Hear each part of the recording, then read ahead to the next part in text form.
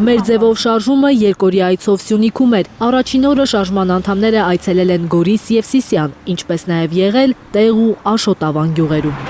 Սյունիքի հետ կապված ամբողջ Հայաստանը գիտի, թե ինչ նշանակություն ունի Սյունիքը Հայաստանի համար։ Եվ ինչ է արել Սյունիքը Հայաստանի համար։ Իսկ ինչ ենք անում մենք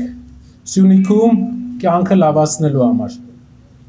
Արդյոք ամեն նոր օր զարգացում ունենք, թե չէ։ Ամենամեծ խնդիրը, որ անհանգստացնում է մարդկանց, ըստ մեր ձևովի կողպված տներն են, որոնց թիվը վերջին տարիներին ավելացել է։ 90 թվին 50-ից ավել երեխա ել է, հիմա 50 երեխա չկա։ Գյուղը լրիվ գնացած է, 50 տուն պակաս է, ասած չեն ապրել ոչ մեկ։ Մենք վարելիքի համար շատ սուղ պայման ունենք։ Հայտը չկա, Ղարաբաղ չկա, Անտառ չկա, քարածուխ չկա, կարող է լինի քարածուխ, հազվադեպ մարդիկ են տանում թանկարժեք։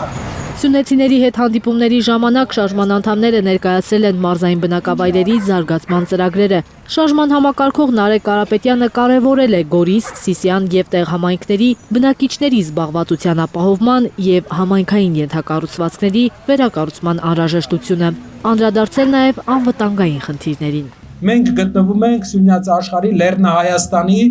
ամենաքիչ տնտեսական ներդրում արած շրջանում։ Պետությունը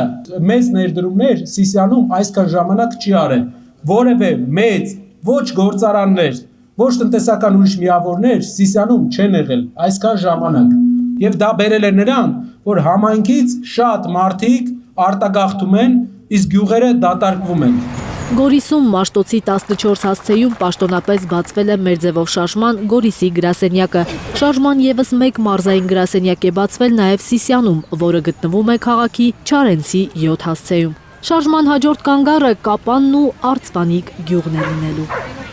Զարուհի Սահակյան, Հարություն Մաթևոսյան, Հայլուր։